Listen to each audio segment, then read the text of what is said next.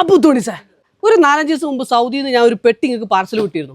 അതിൽ കണ്ടിട്ട് എത്രങ്ങാനും ആൾക്കാരാണ് പെട്ടി വേണമെന്നാണ് മെസ്സേജ് അയച്ചിട്ട്. അത് കണ്ടിട്ട് ഇഷ്ടംപോലെ സ്പോൺസർമാർ നമ്മളെ ബാക്കിൽ ഇങ്ങനെ ക്യൂ ആണ്, ഇഷ്ടംപോലെ പെട്ടിന് വരാണ്ട്. ഇന്നിപ്പോൾ നമ്മൾ കൊണ്ടോട്ടിന്ന് ഒരു പെട്ടി നിങ്ങൾക്ക് കിട്ടണം. ആ പെട്ടിയിലുള്ള സാധനങ്ങൾ നോക്കി 2 കിലോൻ്റെ നമ്മളെ പാൽപ്പൊടി, അതേപോലെ എന്താ വെള്ളം വലിക്കണ നമ്മളെ മറ്റേ ടാങ്കിൻ്റെ പൊടി, അതേപോലെ നിങ്ങൾക്ക് ചൂടാക്കി ചായ ഉണ്ടാക്കാൻ ഒരു ഫ്ലാസ്ക്, അതേപോലെ തന്നെ രാത്രി വെളിച്ചില്ലാത്ത നിൽക്കുന്ന ഒരു എമർജൻസി. ഈത്തപ്പഴം ഇല്ലാതെ എന്ത് പെട്ടി, നല്ല കിടിലും വലിയ പാക്ക് ഈത്തപ്പഴം. അത് മാത്രമല്ല ഫുള്ളേലും കിട്ടുക കാണിച്ചു കൊടുക്കേ. പിസ്തയുടെ 2 പാക്കറ്റ് ഉണ്ട്, അണ്ടിപ്പരിപ്പ് ഉണ്ട്, ഒരു കൊല്ലം കുളിക്കാനുള്ള സോപ്പ് ഉണ്ട്, ചോക്ലേറ്റ് ഉണ്ട്, കുട്ടികൾക്കുള്ള പെൻസിൽ, കള്ളാസ് പെൻസിൽ, വേറെ ചോക്ലേറ്റ്, പെർഫ്യൂം, ഈത്തപ്പഴത്തിൻ്റെ സാധനം, അത് ഇത് ഒരു പ്രവാസി വീട്ടിലേക്ക് വരുമ്പോൾ എന്തൊക്കെ ഉണ്ടാവും അതൊക്കെ അടങ്ങിയിട്ടുള്ള ഒരു കിടിലം പെട്ടി.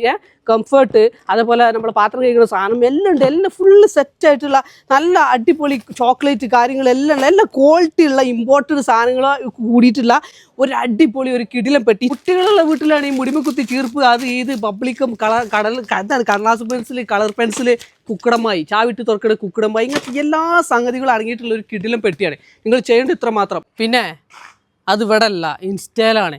പിന്നെ ഞാൻ ഇവിടെ എന്തിനാ വന്ന് പറഞ്ഞതെന്ന് വെച്ചിട്ടുണ്ടെങ്കിൽ നമ്മളെ ആൾക്കാർ കൂടുതൽ ഇവിടെ ആണല്ലോ ഉള്ളത്. ഞാൻ അറിഞ്ഞില്ല എന്ന് ആരും പറയരുത്, അതുകൊണ്ട് ഇവിടെ വന്ന് പറഞ്ഞതാണ്.